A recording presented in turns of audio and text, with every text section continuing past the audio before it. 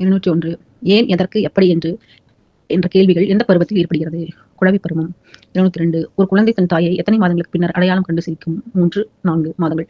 203 பொதுவாக ஆண் குழந்தை பெண் குழந்தையை விட சற்று உயரமாகவும் கனமாகவும் இருக்கும். இது எந்த பருவத்தின் பிள்ளை பருவம்? 204 ஒரு ஆசிரியர் அதிகமாக கவனம் செலுத்தப்பட வேண்டிய பருவம் இது. குழவி பருவம்.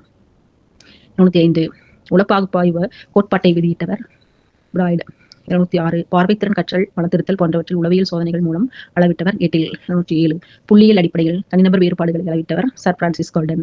208 ஜெர்மனியில் உள்ள லீப்சிக் என்ற இடத்தில் முதல் ஆய்வு கூடத்தை நிறுவியவர் வில்லியம் வூட்ஸ். 209 உள இயல்பியல் நூலினை எழுதியவர் ஜி.டி. பிரான்சஸ். 210 உளவியல் பரிசோதனைக்கு விதித்தவர் இ.ஹெச். வேபர்.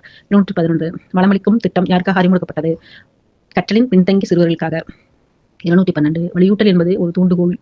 230 கல்வி கற்பித்திறன் உபகாரண நிலையை அறிமுகப்படுத்தியவர் ஸ்கின்னர். 219 கற்றலின் மாறுதலின் கருத்தியல் கொள்கை என்பதை எடுத்துரைத்தவர் வில்லியம் ஜேம்ஸ். 214 அனைத்து மாறுதலுக்கும் அவரவர் உடலமைப்பை கேட்கவாறு குறிப்பிட்ட உயிரினங்களுக்காக வரிசைப்படுத்தியவர் ஷெல்டன்.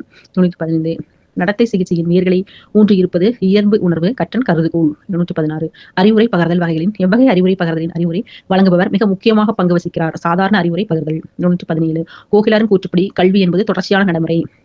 218 விடலை பருவத்திற்கு தேவைப்படும் வாழ்க்கை குறிக்கோள் வழிகாட்டல். 219 வழிகாட்டுதலின் நோக்கங்களை எடுத்துரைத்தவர் ஆல்ட்ரெஸ்ட். 220 தன்னிறைவு தேவைகளை கொள்கையில் எடுத்துரைத்தவர் மாஸ்கோ. 221 ஆக்கத்திறன் என்பது நிறைய சிந்தனை. 222 நுண்ணறிவை கற்பித்தல் என்பது பயிற்சி நுட்பம். 223 கற்றலின் குறைபாடு உடைய குழந்தைகள் இற்றலில் குறைந்து காணப்படுகிறது படித்தல். 224 பிஜியின் கோட்பாடு குழந்தைகளின் மன வளர்ச்சி பற்றியது. 225 குறுகிய நேரத்தில் ஒருவன் தன் நினைவில் கொள்ளும் பொருட்களின் எண்ணிக்கை விளக்குவது கவனவீச்சு. 226 கல்வி என்பது வெளிக்கொண்டது. 227 எட்கர் டேலின் அனுபவ வடிவம் கூம்பு.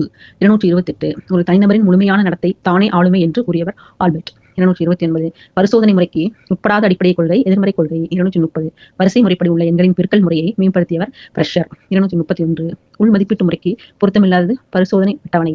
232 ஆளுமை மதிப்பு கொள்கையின் அடிப்படையில் விரிவித்தவர் ஸ்பார்வாங்கர். லைக் பண்ணுங்க, ஷேர் பண்ணுங்க, சப்ஸ்கிரைப் பண்ணுங்க, மறக்காம கமெண்ட் பண்ணுங்க.